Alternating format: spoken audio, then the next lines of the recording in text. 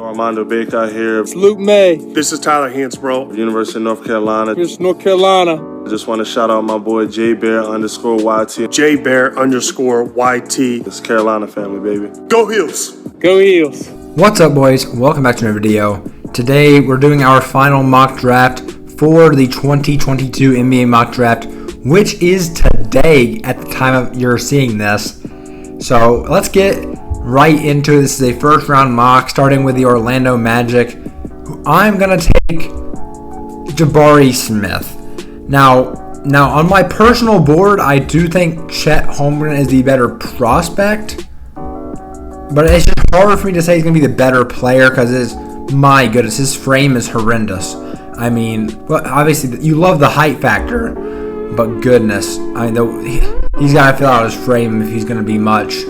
But if he does that, he can be insane. So Jabari Smith, good all-around offensive player, and his game translates to the NBA level well. He's a really safe prospect. Like taking him there at number 1. Fits right into that starting power forward spot for the Orlando Magic. Number 2, we have the OKC Thunder, who don't have much to lose, to be honest with you.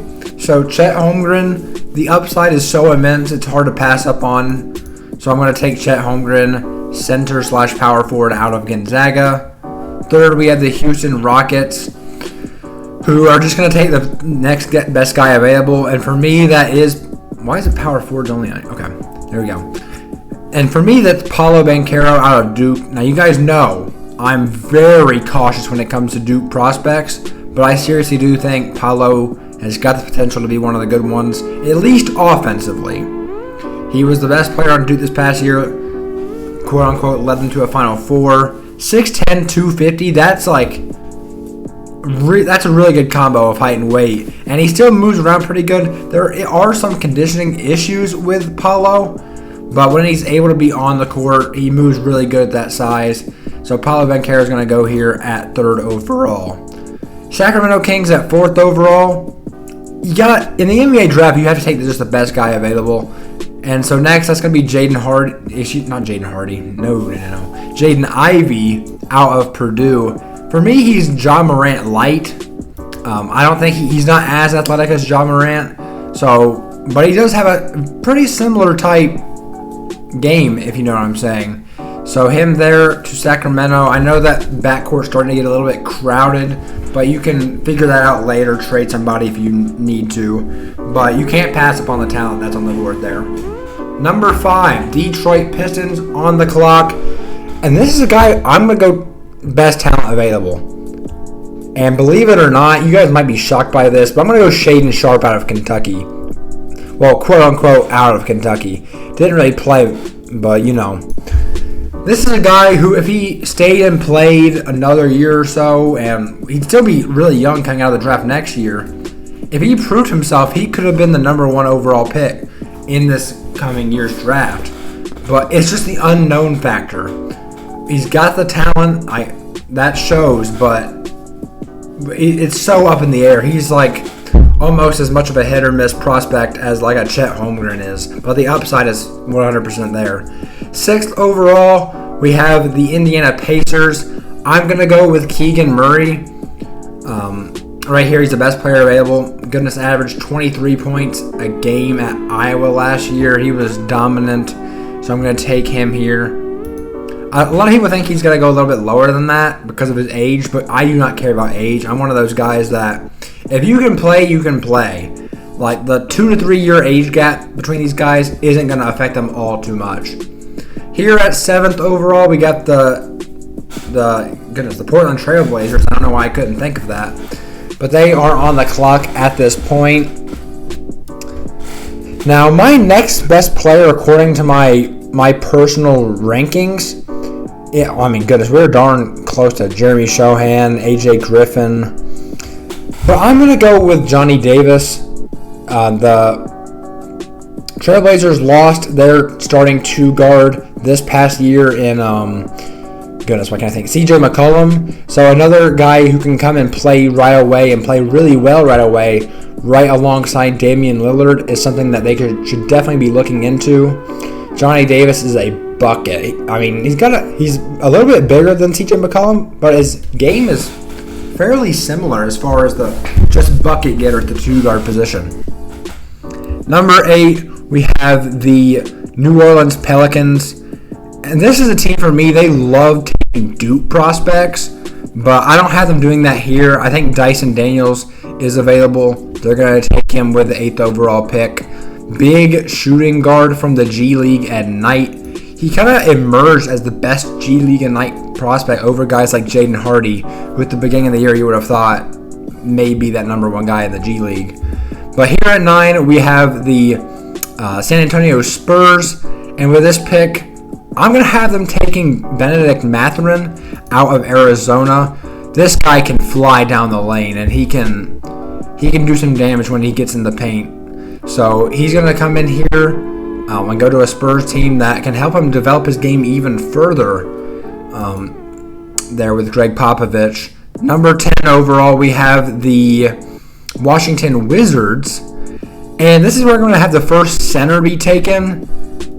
Jalen Duren, to be honest, I'm not that high on the center class this year. If you want to classify Chet Holmgren as a center, I guess, that's a good center prospect. But Jalen Duren, I'm going to have him go here. He's 6'10", really athletic, and he's really young, so he's got the potential, got a good frame, can kind of project like a guy like Bam Adebayo, and if that's what you hope he turns into, then he's definitely worth a 10th overall pick there. 11, we have the New York Knicks. I'm going to have them taking AJ Griffin out of Duke. High potential guy, really, really good shooter. He just hasn't put it all together yet, but he's also really young, so he's got time. So I'm going to go AJ Griffin here at 11th overall. Number 12, the OKC Thunder are on the clock. They took Chet Holmgren 2nd overall. So with this next pick, I'm going to have him go with Ousmane Dieng from the NZ Breakers in Australia, I believe. That sounds right. But a big athletic forward who's got a jump shot that projects to the next level. We'll see if he puts it together or not. I want to go Ousmane Dieng out of Australia, I believe it is. 13, we have the Charlotte Hornets on the clock. Here I'm going to go Jeremy Sohan out of Baylor. Right now, his offensive game isn't very polished, but he's athletic. He can guard 3 through 5 on the defensive end, and he is a gritty, nasty player. And that is something that the Hornets need. They need some defensive presence, but he's also don't sleep on his offensive upside. He's got a jumper that can be developed. So look out for Jeremy Sohan. Number 14, the Cleveland Cavaliers on the clock. I think I'm going to go with more of an NBA ready type prospect, a guy who can step in right away and be really good. Because, they're tired of the play-in games, I guess. So right here, it's between Ochai Agbaji and Tari Eason. If I have to go with one, I'll go Ochai Agbaji out of Kansas. I think he's just a bit ahead of Tari Eason. If you're one of those guys who values age difference, then you'd probably go Tari Eason, but I don't pay too much attention to that, so I'm going to go Ochai Agbaji out of Kansas here with the 14th pick. And with the 15th pick, it's the 2nd pick for the Charlotte Hornets. And a lot of guys might want me to go with Mark Williams here because, trust me, the Hornets need a center presence. But I'd rather them go after a guy like Miles Turner in free agency. And yes, Mark Williams' game does kind of play along with LaMelo Ball's. But I don't know, man. I just don't quite see it with him.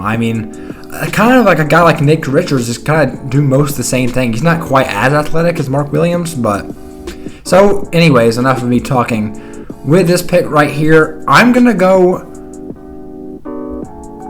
could go backup point guard. That's a pretty big need, but you don't draft for need here. I'm going to go... Goodness. Let's go Tari Eason out of LSU. 16th pick. The Hawks are on the clock here. This is where Mark Williams goes, I think. I'm going to take him here. Big, athletic. 6'10 is understatement. big athletic center out of Duke. 17, we got the Rockets with their second pick, took Paolo with their first selection at 3rd overall. And here at this spot, just got to be best player available, and that's going to be Malachi Branham out of Ohio State. So we'll go with that. 18, we got the Chicago Bulls, who took a big step up this past year. So good for them. But right here at this specific spot, I'm looking at a guy like EJ Liddell. Nicola Yovich really intrigues me, I'm not going to lie. He's got all the potential in the world. He could be a lights-out shooter if he develops with 6'10". Oh, that's hard to pass up on, man. It really is. But I feel like they want to go with more of an NBA-ready guy, to be honest. And if they want to do that, EJ Liddell is going to be more so your guy. So you know what? I'll go with EJ Liddell. We'll go with him here. EJ Liddell out of Ohio State. Here at 19, the Timberwolves are on the clock. So let's see. Is this where we go with Nicola Yovich?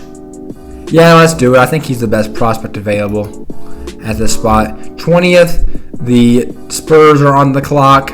Ooh, I think, man, Yovich would have been a guy that they would have looked into, if I had to guess. But here, let's go with just the best talent available. Well,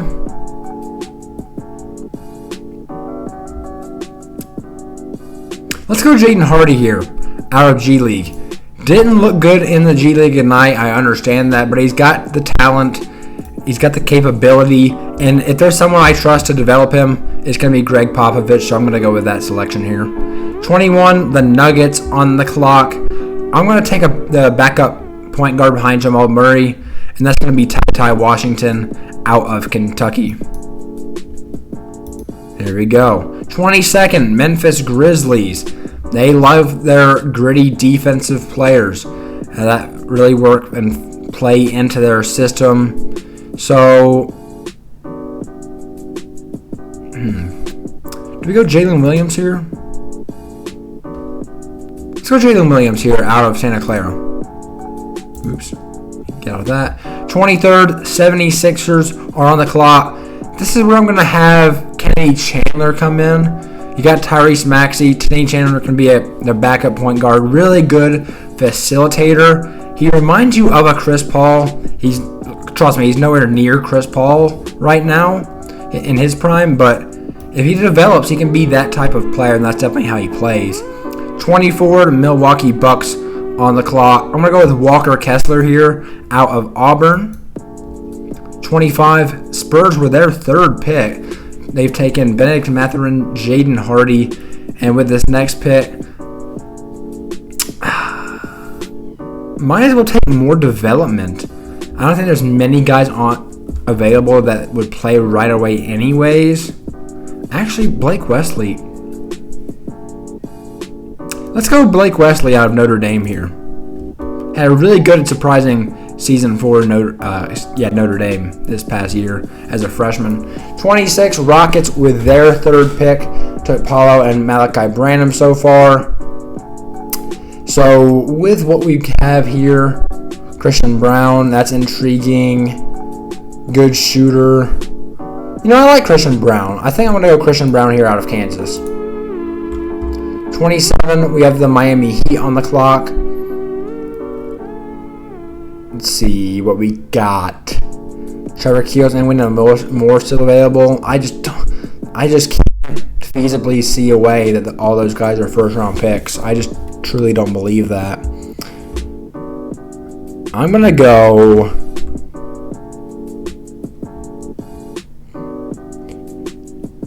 I'm gonna shock the world. Call me biased, Brady Manick. 6'10", can shoot the 3 ball with the best of them. I mean, can really cut and pass. And defense needs to be worked on, but with the defense that you have on the rest of that roster, I think Brady Manick will be just fine. I'm going to take him in the 1st round. That may seem egregious to some people, but I like Brady Manek. Really like Brady Manek. 28, we have the Golden State Warriors on the clock. Now, center, not much available, if we're being honest here. Even power forward. I don't know. I don't think I'm just going to go with the best prospect available, in my opinion. Actually, no. A win now team, I think they could go with Wendell Moore here. 29th, we have the Grizzlies with their second pick, took Jalen Williams at 22nd overall. So here, let's go Andrew Nembhard out of Gonzaga here.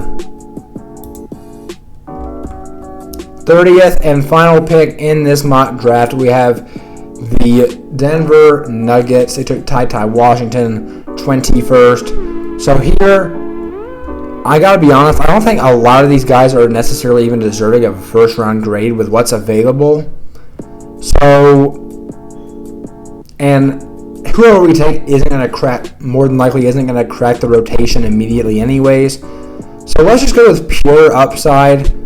Let's take Marjan Bushkamp out of the G League Ignite here. Big, lean shooting guard out of the G League Ignite. And that's going to be my mock. Here we go. I'll scroll down slowly so you guys can see it. Let me know what you guys think in the comments down below about this mock draft. I'm excited for it. Love any drafts, mainly the NBA and NFL, obviously. But thank you guys for watching. Please like, subscribe, turn on post notifications, do all of that YouTube stuff. And I will see you guys in the next one.